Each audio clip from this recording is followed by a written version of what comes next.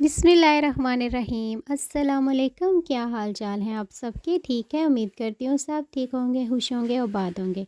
अच्छा जी, आज मैं अपने गार्डन की सफाई कर रही हूँ। मैंने पहले मशीन को चेक किया है कि ये ठीक है, इसका प्रेशर वगैरह सब सही है, क्योंकि पहली दफ़ा मैंने इसको ऑन किया था और चेक कर रही थी। और उसके बाद जी फिर सारे गार्डन की सफाई की है, क्लीनिंग की है। और ये है कि इससे जो है ना, ये जो टाइलों के ऊपर ग्रीस पैदा हो जाती है, ग्रीन ग्रीन, ये है ना, आराम से आप इस मशीन के साथ उतार सकते हैं।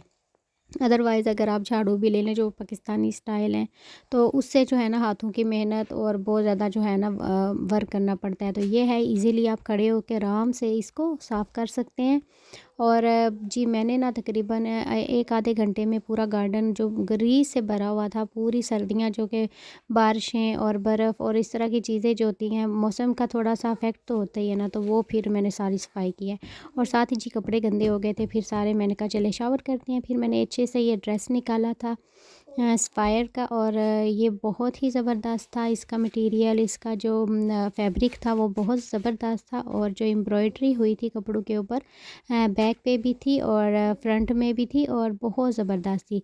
और इसके जो गला बना हुआ था वो भी सिंपल सा बना हुआ था। और जो आप स्लीव्स देख सकते हैं, ये भी एम्ब्रॉयडरी वाले ही थे। और ये इसका जो इसके ऊपर जो एम्ब्रॉयडरी थी ये चुभने वाली नहीं।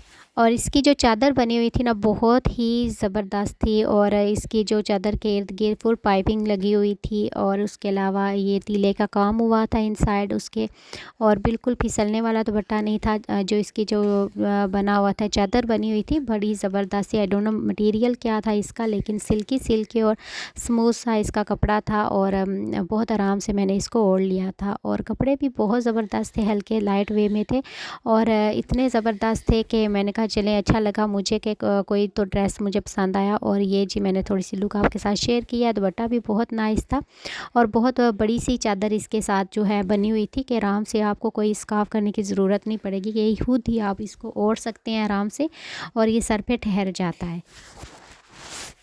और शूज़ भी मैंने पहने कोई नहीं थे, तो मैंने कहा चलो इसको मैं खुद ही कवर कर लूँगी। और बाकी भी हम आ गए थे बच्चों को लेके। एक प्ले एरिया था, बहुत ही ज़बरदस्त है, बाउंसी कैसल लगे हुए थे। उसके अलावा छोटी मोटी स्लाइड्स भी थी।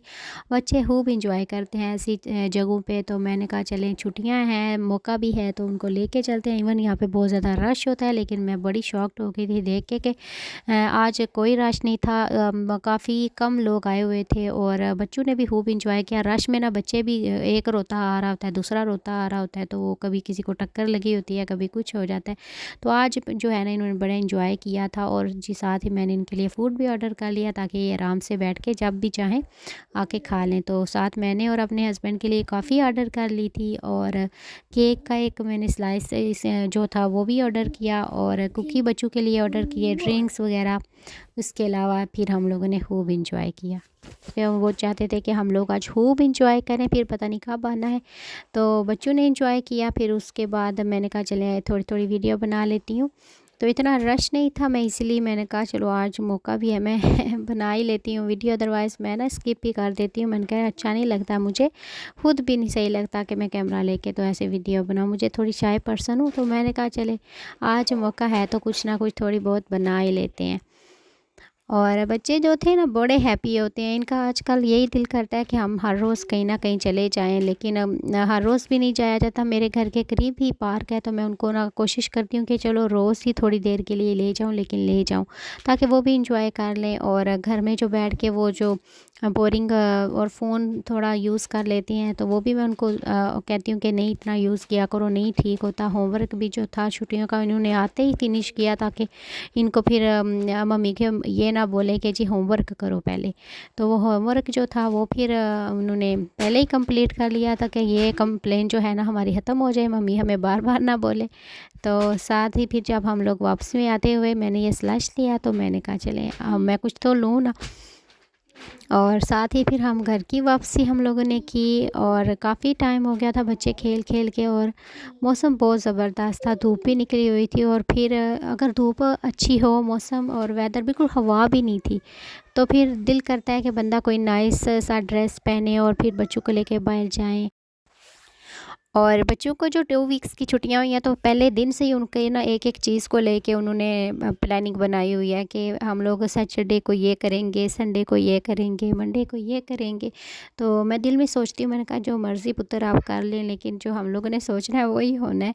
तो बच्चों के साथ भी हमें जो है ना बच्चा कभी-कभी बनना पड़ता है, क्योंकि वो इतने ज़्यादा वो इंसिस्ट करते हैं कि चीज़ों को लेके कि आज हमने ये करना है, आज हमने वो करना है। इवन के घर की सफाई भी हम लोग मैं करती हूँ ना, तो वो उनका यही प्लान होता है कि हम लोग घर की भी मम्मी के साथ हेल्प कर दें।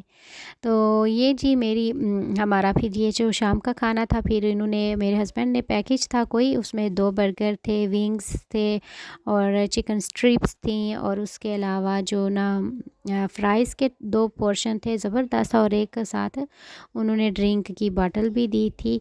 और ये हमारा हो गया था फिर डिनर, और बच्चों ने खूब एंजॉय किया, हम लोगों ने भी। और अल्हम्दुलिल्लाह आप ज़रूर बताइएगा कि आपका वीकेंड कैसा गुज़रा है बच्चों को लेके।